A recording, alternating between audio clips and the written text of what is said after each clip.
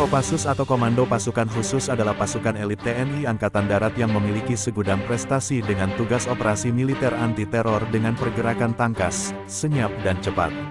Korps ini bergerak langsung di bawah perintah Kepala Staf Angkatan Darat, yang dipimpin Jenderal TNI berpangkat Bintang 2 atau Mayor Jenderal.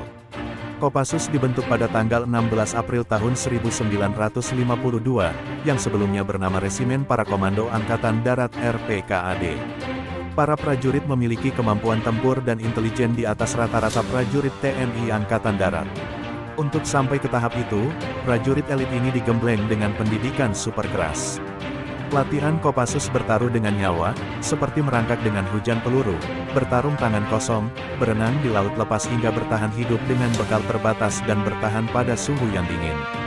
Pendidikan super keras ini sesuai dengan himne Kopassus yang berbunyi, lebih baik pulang nama daripada gagal di medan perang. Tak jarang tangis haru menyelimuti suasana pembaretan, sebagai tanda sah menjadi prajurit elit TNI Angkatan Darat Kopassus. Dan berikut ini latihan para prajurit Kopassus yang sadis dan ekstrim. Yang pertama, latihan survival di tengah hutan. Jenis latihan ini membutuhkan kombinasi kemampuan fisik, mental, hingga spiritual prajurit. Mereka harus berusaha untuk bertahan hidup dengan perlengkapan dan perbekalan yang sangat minim. Saat berada di tengah hutan, mereka harus mandiri untuk mencari makanan serta tetap bersikap waspada. Sebagai contoh, prajurit wajib bisa membedakan tanaman beracun, berburu hewan liar, dan lain sebagainya.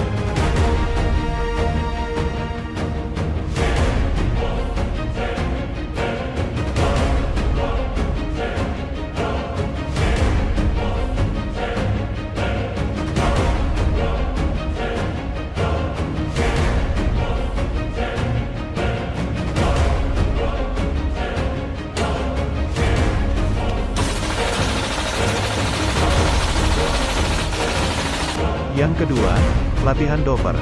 Doper menjadi salah satu bentuk latihan paling ekstrim yang dilalui prajurit Kopassus. Teknisnya, latihan ini mengharuskan prajurit Kopassus untuk merangkak di tempat berlumpur. Nantinya, ketika mulai merangkak, mereka akan diserbu rentetan tembakan dengan peluru asli dari tim pelatih yang berada di atas. Mereka harus dengan cepat merangkak sampai ke titik tujuan yang ditentukan. Latihan doper ini ditujukan untuk melatih mental dan fisik para prajurit sebelum nantinya benar-benar terjun ke medan tempur.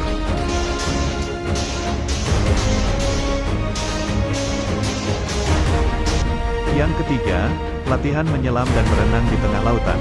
Selain menguasai medan perang darat, prajurit Kopassus juga harus memiliki kemampuan menyelam, berenang menyeberangi lautan dengan posisi kaki dan tangan terikat. Latihan ini sangatlah ekstrim dan berbahaya, karena bisa merenggut nyawa jika melakukan sedikit kecerobohan dan kesalahan. Mereka harus menghadapi tantangan gelombang dan arus pasang surut air laut.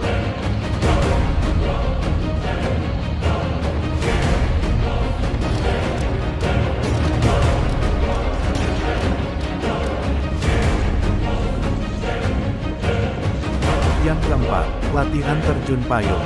Pada sesi latihan ini para prajurit komando harus terjun payung dari ketinggian melalui pesawat tempur TNI. Keterampilan terjun payung itu diberikan disebut untuk mendukung kesiapan operasional satuan dalam mengantisipasi berbagai macam ancaman yang ada.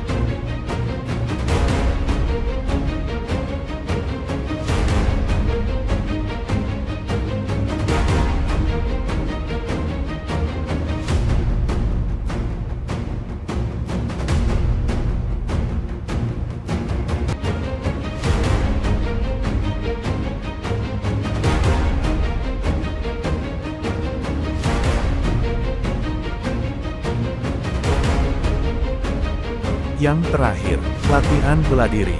Setiap pasukan elit di dunia punya bela diri andalan. Jika peluru sudah habis, maka pertempuran akan dilanjutkan dengan pisau bahkan tangan kosong.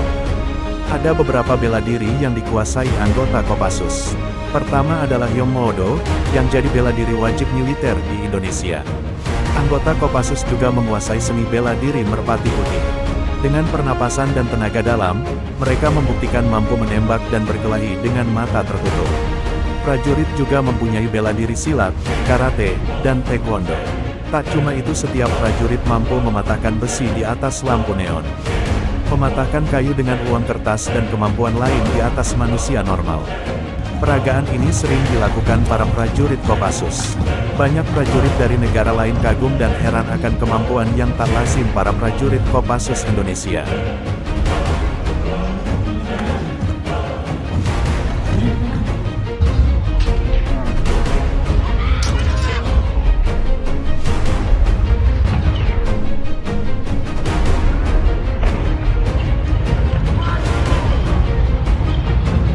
Itulah tadi latihan para prajurit Kopassus yang sangat kejam dan ekstrim.